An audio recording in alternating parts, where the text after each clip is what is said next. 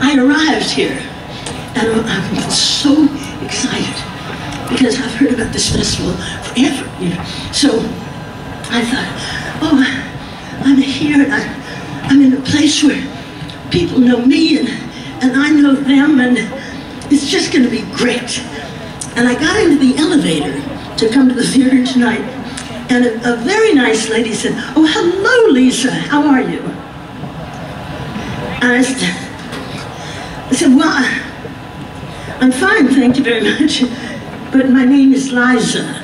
It has a Z in it. Well, and then somebody else will say, you know, Lisa, what a nice hat you have on. And I'll say, thank you very much, but my name is Liza, and that's my hair.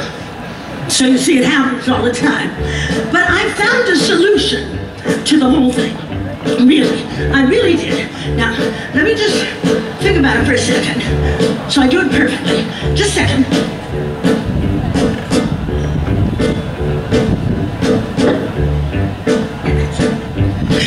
Because it's easy, it's really easy.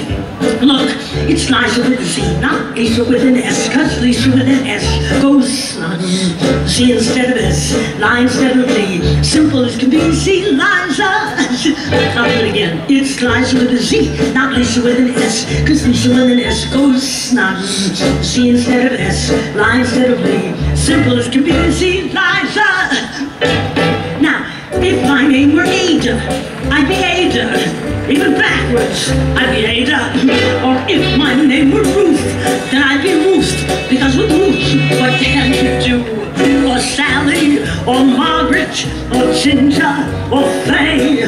But when you're Liza, you always have to say, no, it's Liza with a Z, not Lisa with an S. Because Lisa with an S goes Z instead of S, Li instead of Lee. Simple as can be, see, Liza. Oh, that's only half of it. Really, there's another way they treat me cruelly. How often I remember someone saying, there she goes, Lisa Minnelli, or Minnelli, or Minniola, or Minnelli, or Minnelli. So is it a wonder I very often cry? It's M-I-double-N, then E-double-L-I. You double up the N, that's not new. Then you double the L, end it with an I. That's the way you say Minnelli. Liza Minnelli. It's Italian. Blame it on Papa. What can I do? Every Sandra who's a Sandra, right? Every Mary who's really, what, a Marie. Every Joan who isn't Joanne has got to agree with me when I announce I don't mind being pummeled or trampled or trounced, but it does drive you nuts to be mispronounced.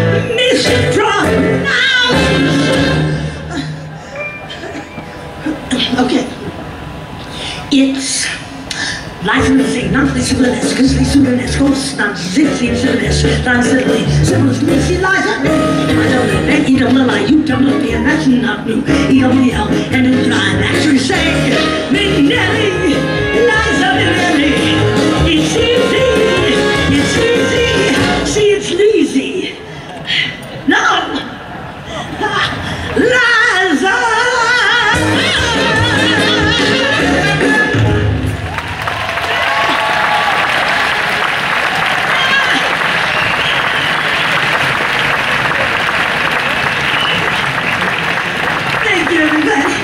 You guys,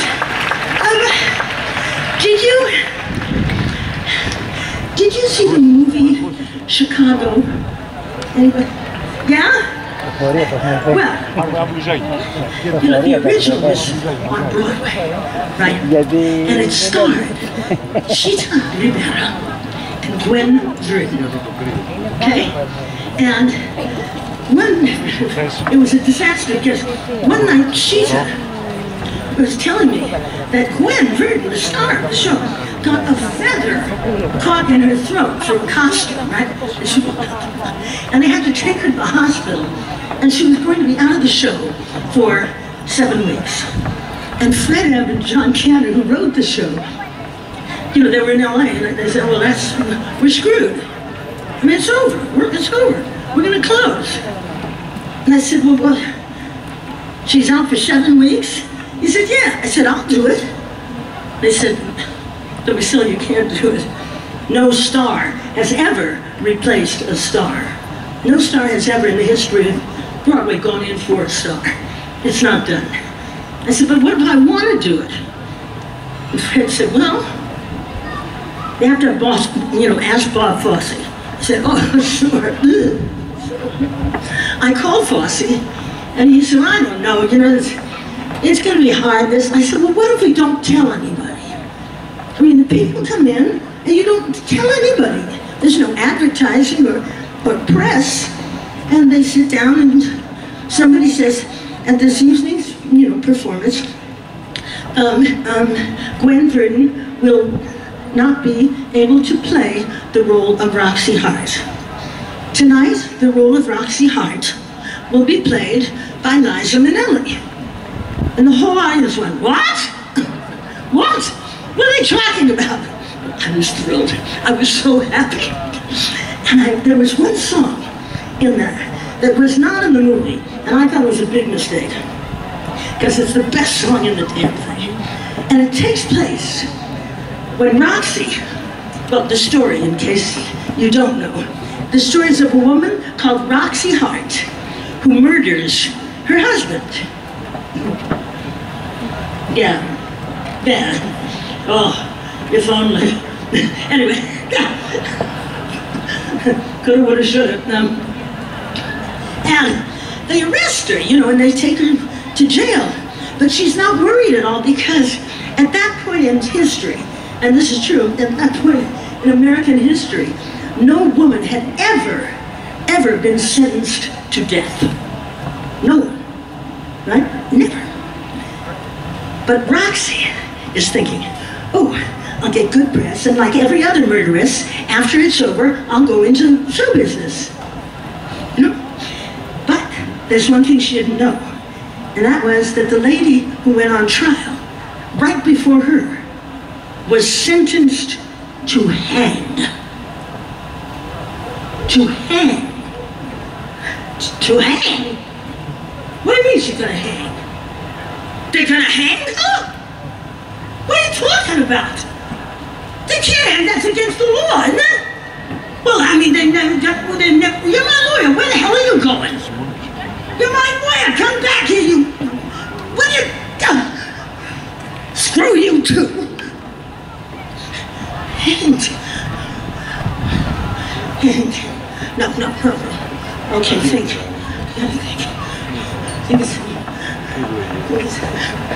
You're smart. You're the smart. Okay. Come on, Roxy, think. No. Shit.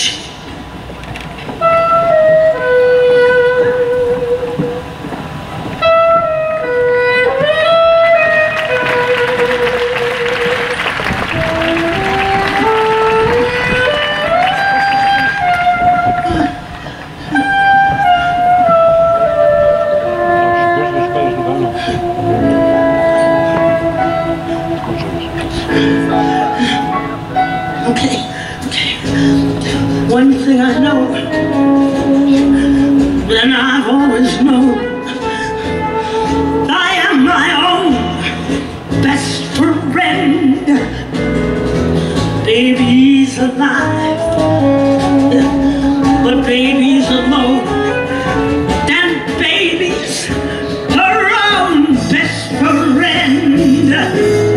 Many's the guy who told me he cares, but they were scratching my back, 'cause I was scratching theirs.